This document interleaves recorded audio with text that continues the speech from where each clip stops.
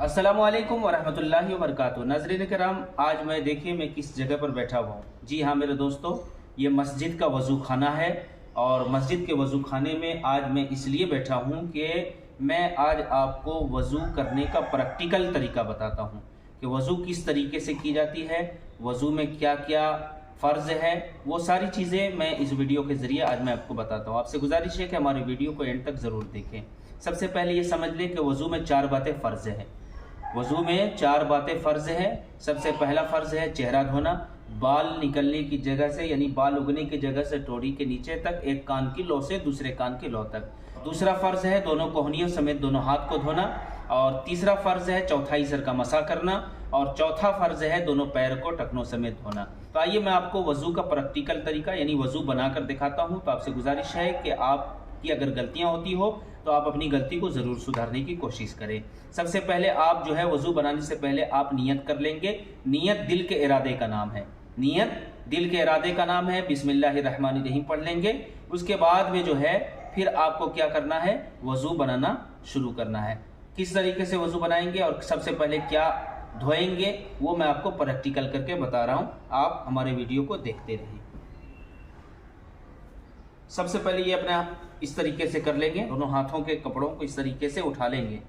उसके बाद में जो है आप क्या करेंगे, ये टुंटी चालू करने के बाद में जो है सबसे पहले ये दोनों हाथ के घुटनों तक इस तरीके से आप अच्छी तरीके से धोएंगे। और मैं आपको बता देना चाहता हूँ कि ये दोनों हाथ जो घुटनों तक धोते हैं इसका धोना क्या है, सुन्नत है। ठीक है, ये अच्छी तरीके से धो लेंगे। उसके बाद उंगलियों का खिलाल भी करेंगे, इस तरीके से उंगलियों का खिलाल करेंगे। इस हाथ से इस तरफ और इस हाथ से इस तरफ से खिलाल करेंगे। ये अच्छी तरीके से धोने के बाद में फिर आपको क्या करना है, 3 मरतबा कुल्ली करना है। और ये कुल्ली करना क्या है, कुल्ली करना सुन्नत है। याद रखिए, कुल्ली करना क्या है, सुन्नत है। और 3 मरतबा आपको कुल्ली करना है।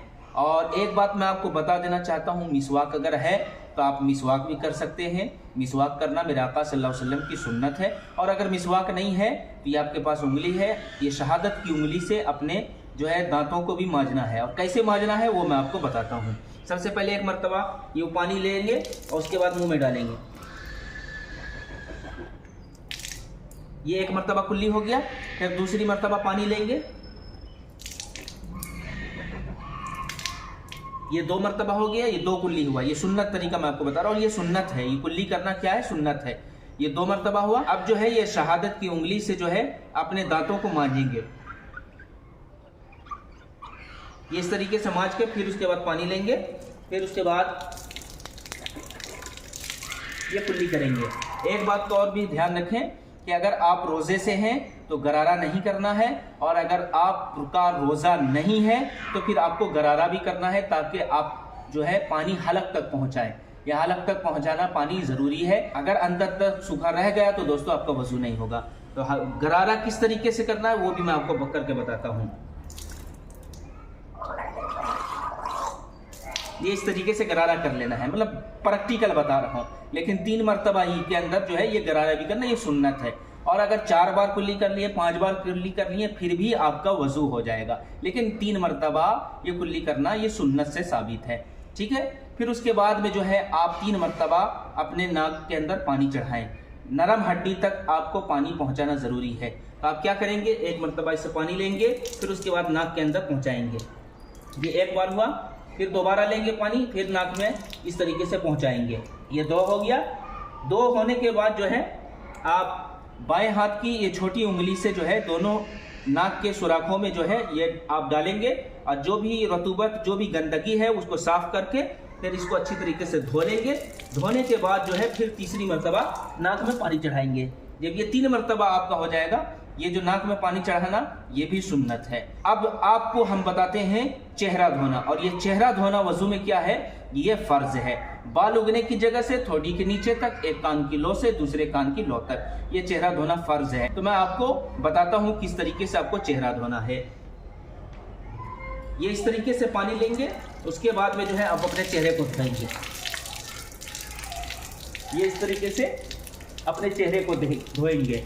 और एक बात का ख्याल रखें, अगर दाढ़ी है तो अच्छी तरीके से आप जो है दाढ़ियों का ख्याल करेंगे, अच्छे तरीके से दाढ़ी के अंदर तक जो है पानी पहुंचाना ज़रूरी है।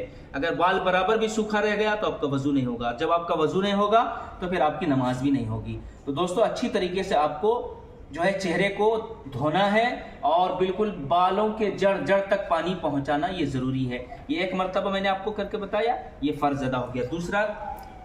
फिर दूसरी मरतबा फिर आप पानी लेंगे, फिर इस तरीके से इस जगह से, ये जो बाल उगने की जगह, यहाँ से आप जो है पानी पहुंचाएंगे। ये देखिए, ये इस तरीके से करके और बिल्कुल यहाँ अंदर तक, ये थोड़ी के नीचे तक आपको करना है, दोनों तरफ का हिस्सा। ये 2 मरतबा हो गया। अब फिर तीसरी मरतबा भी इसी तरीके से पानी लेंगे, फिर आप अपने चेहरे को धोएंगे ये इस तरीके से। और मैंने शुरू में बता दिया आपको कि दाढ़ी का ख्याल भी करना है, दाढ़ी को भी अच्छे तरीके से भिगा देना है ताकि अंदर तक पानी पहुंच जाए। ये फ़र्ज था, ये जो मैंने आपको बताया चेहरा धोना क्या है, ये चेहरा धोना फ़र्ज है। अब उसके बाद में आप क्या करेंगे, अब उसके बाद में आपको जो है दोनों हाथ को कोहनियों समेत धोना है।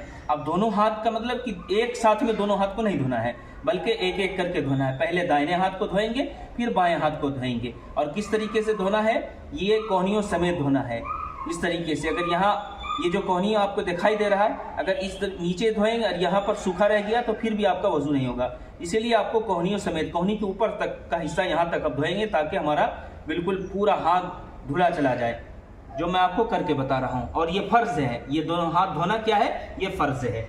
ये इस तरीके से आप धोएंगे, ये इस तरीके से, ये इस तरीके से दोस्तों धोएंगे। अच्छी तरीके से पानी को पहुंचाना है, ये हाथों से, एक हाथ से इस तरीके से आपको जो है अपने हाथों को लगड़ना है ताकि हर जगह पानी पहुंच जाए।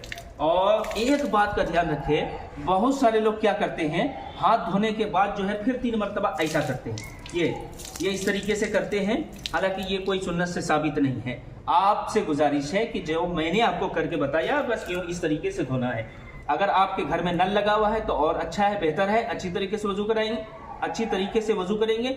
और अगर आप लोटे के साथ वजू बनाते हैं, लोटा में पानी रखकर वजू बनाते हैं, तो इस बात का भी ध्यान रखिए कि अच्छी तरीके से इसी तरीके से आपको पानी डालना है और एक हाथ से बिल्कुल चपड़ना है, इस तरीके से आपको करना है। ये 3 मरतबा यूं इस तरीके से सही नहीं है, ये कोई सुन्नत से साबित नहीं है।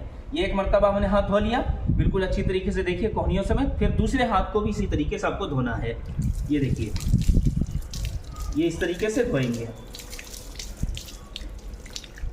जी हाँ मेरे दोस्तों, ये देखिए, ये मैंने धो लिया है। अब ये इस तरीके से करने की ज़रूरत नहीं है, बिल्कुल कोहनियों समेत हमने धो लिया है। अब जो है एक बात का ध्यान रखें, जब आप कोई भी वजू का आज़ा जब आप धोते हैं, धोने के बाद जो है फ़ौरन आप टुंटी को या नल को आप बंद कर लीजिए ताकि पानी वेस्ट ना हो। क्यों? अल्लाह के नबी फरमाते हैं कि पानी वेस्ट करना, पानी को ज़ाय करना, ये भी गुनाह है, याद रखिए। ये इससे क्या होगा, आपको गुनाह मिलेगा। इससे बेहतर है कि जितना हमको ज़रूरत है उतना ही पानी वेस्ट करें, ज़रूरत से ज़्यादा वेस्ट करेंगे तो आप गुनहगार होंगे। तो आपसे गुजारिश है कि इस चीज़ का भी ज़रूर ध्यान रखें। ये मैंने दोनों हाथ को कोहनियों समेत धो के बताया, और ये दोनों हाथ का धोना क्या है, ये फ़र्ज है। अब तीसरा फ़र्ज मैं आपको बताता हूँ। बहुत सारे लोगों की गलतियाँ होती है, बहुत सारे लोग तो टोपी पर से यूँ इस तरीके से कर लेते हैं मसा, ऐसा नहीं। तीसरा फ़र्ज है मसा करना, और तीसरा फर्ज है मसा करना। और मसा करने का तरीका बहुत सारे 99% लोग जो है गलतियां करते हैं। जो हमारे पढ़े लिखे लोग हैं उनको पता है, लेकिन जो पढ़े लिखे लोग नहीं है, जाहिल इंसान है, उसको नहीं मालूम है, तो उससे गुजारिश है कि इस वीडियो को अच्छी तरीके से देखें, गौर से देखें और सीख जाए मसा करने का तरीका, किस तरीके से हमें मसा करना है। तो आप अगर टोपी पहने हुए हैं या इमामा शरीफ अगर आपके सर पर है या रुमाल आपके सर पर है, तो उसको आप उतार देंगे। उतारने के बाद एक साइड में रख देंगे। रखने के बाद जो है ये इस तरीके से पानी लेके इस तरीके से, हालांकि पहले से भी गिला है, नहीं भी लेंगे तो चलेगा, फिर भी अगर आप ले लेते हैं तो अच्छी बात है। इस तरीके से लेके देखिए, सबसे पहले ये दोनों हाथ की छोटी उंगली दोनों को मिला लेंगे, फिर उसके बाद वाली को ये मिला लेंगे, फिर उसके बाद वाली को ये मिला लेंगे। ये 3 उंगली हमारी मिल गई।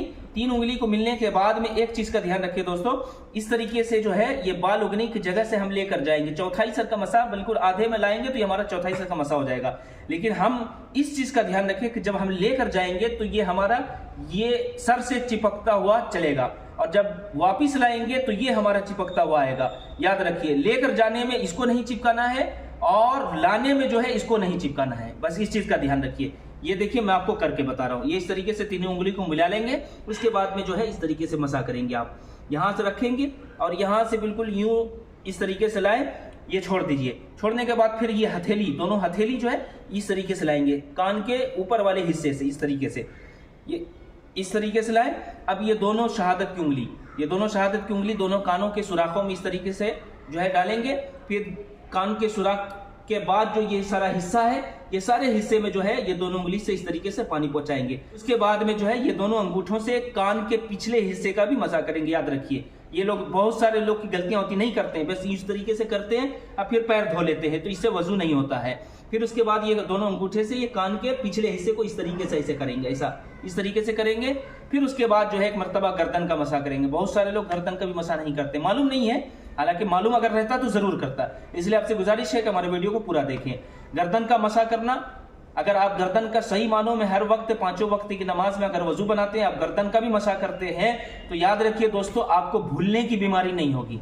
अगर आप गर्दन का मसा करते हैं तो आपको भूलने की बीमारी नहीं होगी, हर बात आपको याद रहेगा। लेकिन जरूरत इस बात की है कि आप गर्दन का भी मसा करें। तो ये कानों का मसा, यानी कानों के पीछे का हिस्से का मसा करने के बाद जो है फिर उल्टे हाथ से इस तरीके से, ये इस तरफ का हिस्सा, ये इस तरफ का हिस्सा, इस तरीके से एक मर्तबा यूं गर्दन का मसा करेंगे। फिर एक मर्तबा इस तरफ, पहले दाहिने तरफ फिर बाएं तरफ, इस तरीके से करेंगे। अब बहुत सारे लोग गला वगैरह सब यूं इस तरीके से धो लेते हैं, ये सुन्नत नहीं है और ये सही भी नहीं है। गर्दन का मसा करने का हुक्म आया, गले का मसा करने का हुक्म नहीं आया, और ये सही नहीं है। तो आपसे गुजारिश है कि जिस तरीके से मैंने आपको बताया, इसी तरीके से आप वजू करके देखें। इंशाअल्लाह आपकी नमाज भी अच्छी होगी, आपका वजू भी अच्छा होगा।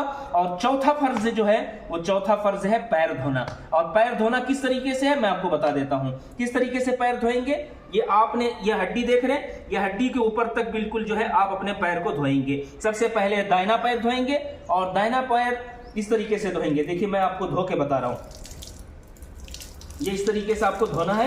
एक हाथ का इस्तेमाल करेंगे, ये इस तरीके से चारों तरफ ताकि पानी पहुंच जाए। उसके बाद जो है ये पैर की जो उंगलियां हैं, ये पैर की उंगली का भी ख्याल करें, इस तरीके से पैर की उंगलियों का भी ख्याल करें ताकि पानी अच्छी तरीके से पहुंच जाए। देखिए दोस्तों, इस तरीके से मैंने धो के आपको बताया। ये फिर आप अपनी टुंडी को बंद कर लें या नल को बंद कर लें। फिर उसके बाद दूसरा पैर आप धोएंगे, ये इस तरीके से आप दूसरे पैर को भी धोएंगे और ये उंगलियों का भी ख्याल करेंगे। ये इस तरीके से आपने धोना है। और ये देखिए, ये दोनों पैर हमने धो लिया। ये हमारा वजू बनाने का मुकम्मल तरीका जो मैंने आपको बताया, प्रैक्टिकल कैसे बताया। आपसे गुजारिश है कि हमारे वीडियो को ज़्यादा से ज़्यादा शेयर करें और हमारे चैनल को सब्सक्राइब करें। अस्सलामु अलैकुम व रहमतुल्लाहि व बरकातुहू।